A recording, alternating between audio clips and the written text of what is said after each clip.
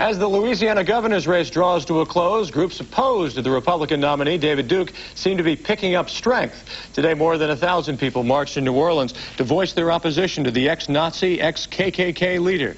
The protesters, both black and white, say Duke's claims that he's really a moderate Republican are hard to believe. Anybody who was a neo-Nazi and who has been a racist in the past, I don't buy the big transformation. I just don't buy that. I think the man is lying and telling people what they want to hear. The Louisiana election is scheduled for November 16th. This weekend, Marines the world over have good reason to stand up and salute, for this is the Corps' 216th birthday. Defense Secretary Dick Cheney joined in the official celebration, which was held today at the Iwo Jima Memorial in Arlington, Virginia. He laid a wreath in tribute to the Marines who died while serving their country. At California's Camp Pendleton yesterday, a giant cake was rolled out to honor the Marine Corps' anniversary. Last year, it was celebrated in the Persian Gulf. Thanksgiving is still a couple of weeks away, but today the state of Ohio gave thanks to the men and women who served our country in an early Veterans Day parade. Thousands of people braved the cold air and lined the streets in Columbus this morning to welcome home all of the veterans here in Ohio. About 4,000 of the 10,000 Ohioans who served in the Persian Gulf War marched in the parade. Governor George Voinovich says Ohio waited to celebrate until today, when most Ohio troops had returned from the Persian Gulf.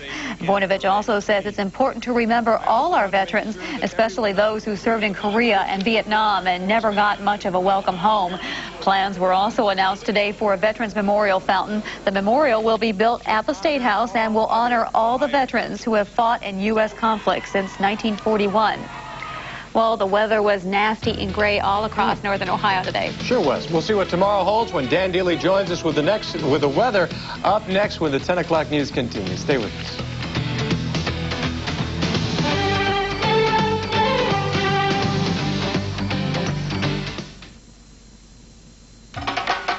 When you play the game, you're looking good. That's the Bud Light way, yes, understood. When you're looking good, you want Bud Light.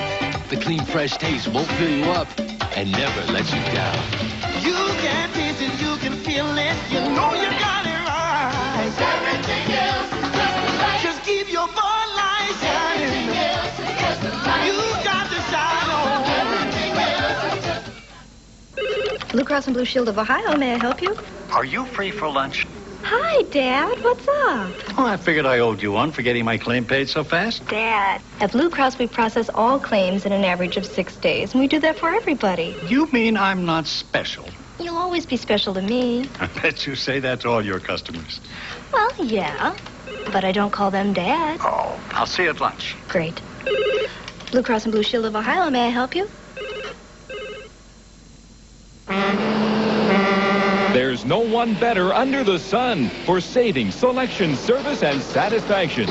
Take a look. This 25-inch RCA remote control color TV is just $317. The 25-inch Magnavox remote control color console just $367. And this 40-inch Panasonic big screen remote control stereo color TV is just $1,244. You get the best selection and the guaranteed lowest prices under the sun. These two leading effervescent cold remedies may look the same, but Tylenol Cold isn't the same old fizz. It's where the orange is. Orange flavor's so great tasting, people prefer the taste of Tylenol Cold 2-to-1 over the leading brand. So what's it gonna be? The same old fizz? Or the great flavor of Tylenol Cold, where the orange is? A week after they braved a fierce storm, folks along the Atlantic coast are bracing for a second attack tonight. A storm brewing off the coast of Florida is already whipping the edge of the North Carolina coast. The ocean is pushing sand and debris across roads, forcing them to close. Weather forecasters in Virginia are warning people that there's the possibility of 14-foot waves, heavy rain, and 50-mile-an-hour winds. Last week's storm wiped out protective sand dunes, leaving many coastal areas vulnerable to the coming harsh winter storm. Well, they're really getting hit hard this year. Boy, weather's just been a pain lately, hasn't it? You know what I hate about this time of year more than anything? What? Static electricity. Oh, tell me about it. The bottom of my pants are just stuck to my legs like this. I hate when that happens. But that's the time of year. Yes, it is getting colder and colder, and it's going to continue to be cold for a while. We have some milder temperatures coming for us tomorrow.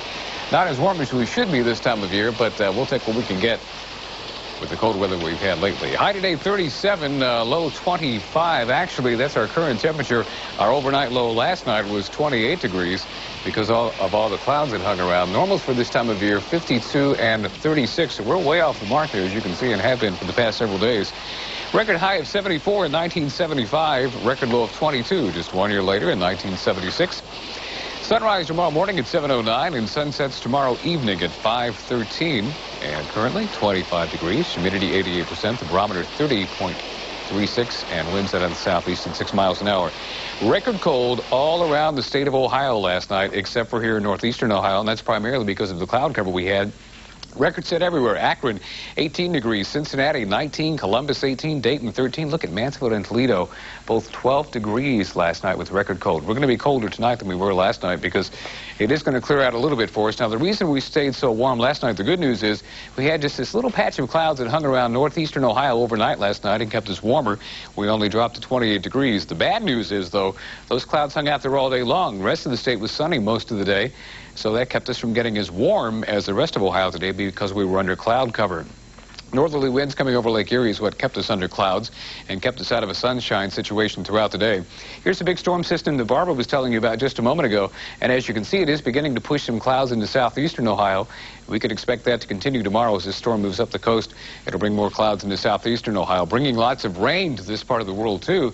Lots of heavy rain and gusty winds down in the Carolinas, especially associated with this storm system. And also back here in the upper Mississippi Valley, we have rain, freezing rain, and snow on into Minnesota. Pretty clear everywhere else. Let's take a look at our map. We see that high pressure rules the roost from Texas all the way up to Maine. That's what gave us nice sunshine over most of Ohio today. Of course, the lake effect kept us from getting into that beautiful sunshine situation. I think tomorrow is going to be a nicer day for us. High pressure is going to continue to be in our area. It'll be a variable cloud situation for us tomorrow. I think it's going to be a real nice day for football. The temperatures will be a little bit warmer, about 10 degrees warmer tomorrow than they were today, but still not as warm as we should be. We have another Arctic blast moving into the center of the country. Cold temperatures coming in. There's not a lot of moisture associated with this system, so it's going to be dry, cold air. I don't think we're going to see much of that. Our temperatures will be milder over the next few days, but still not as warm as they should be for this time of year. Forecast for tonight looks like this as we check it out on the screen. Partly cloudy and cold tonight with light winds, a low of 23. If we stay as clear as we are right now, I think our low could easily dip on down to about 20. Tomorrow, partly sunny and warmer with a high of 45. Winds out of the north at about 10 miles an hour, so not a bad day down at the stadium. Monday, partly sunny with a high of 45. Tuesday, fair with a high of 45 to 50. Wednesday looks like a chance of showers of the rain and not snow variety, a high of 45 to 50. And Thursday, fair with a high of 45. So it's not cold, it's not snow that you hate, it's that static cling. It just, I don't hear that for some reason. I have trouble with static electricity. I have more of it than most people. My hair's been sticking up like Don King's lately without hairspray. I wouldn't go quite that far. No, it does. Much better than Mr. King. It touched the ceiling. Much better. Thanks, Dan.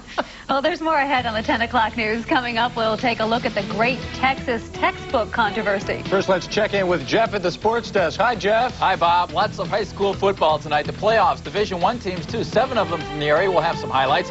Coming up tomorrow at the stadium, we will see this man, Zeke Burkowski, and that guy, Bud Carson, former Browns coach, back in town with the Eagles. Will his defense be able to get an interception off Bernie Kosar before he sets a record? We'll talk about that. Ohio State football, plus sports cliches of the week, and some NBA stuff, all coming up in just about 9 minutes.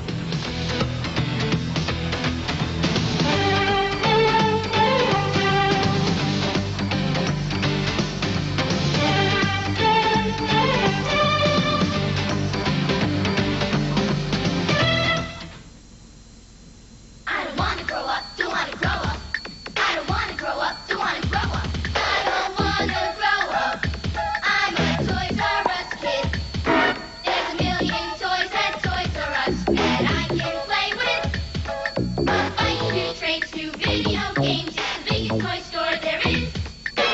Real action, awesome graphics. Get SimCity and F-Zero for your Super Nintendo Entertainment System. Just $49.99 each at Toys R Us. Tom Raper, Richmond, Indiana. 92 models are here. 91 models have to be sold quick.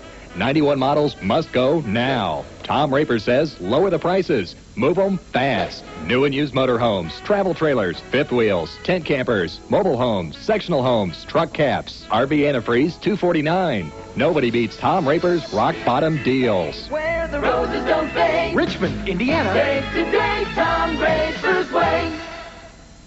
Before I switched to Fix-It-In, I'd never order hot tea, spare ribs. Fix-It-In and forget it. Hot tea? Yes. Fix-It-In is the strongest holding denture adhesive you can get. It even stands up to the hottest liquids. For the strongest hold, Fix-It-In and forget it. When you're all stuffed up and use an ordinary nasal spray, it drips into your tissue where it can't help you breathe. But not Sinex Ultrafine Mist. Its medicine stays where you need it, so you can breathe the way you want to. We don't drip down, we clear up. Sunday, November 17th, Channel 43 brings you a Cleveland exclusive. The Browns versus the Oilers. A primetime matchup pairing two teams for an all-out battle. A battle of wits. A battle with hits. Bernie will be there, Michael Dean will be there, and Moon will be there. It's the one game you've been waiting for, and it's right here, exclusively on Channel 43. Very few of these patients ever leave the hospital healthy, but tonight, twin baby girls are at home only 3 weeks after being separated surgically. Tom Seward has their story. The odds of their survival were as tiny as the babies themselves when these Siamese twins came into the world. It's just been a real happy But just story. look at 3-week-old Carrie and Casey Archer as they prepared to check out of Minneapolis Children's. And we knew that we were going to get through it no matter what the outcome. But it's been great that the outcome's like this. It's unbelievable how much everyone pulls together for you. This photo shows where the girls came together at the abdomen. The infants did not share major blood vessels or organs, but surgeons needed to cut through their livers to successfully separate them in a 7-hour operation. Well, I'm delighted by the results. I think this is something that every pediatric surgeon dreams of doing and may have a chance to do just once in his lifetime. No wonder everyone felt so elated. Only 5% of Siamese twins leave the hospital this healthy, and this marks the first time ever at Minneapolis Children's. Oh, what a great story. We're happy to say the girls are doing fine at their home in South Dakota. A school in San Francisco has come up with a creative way to curb absenteeism and the number of dropouts.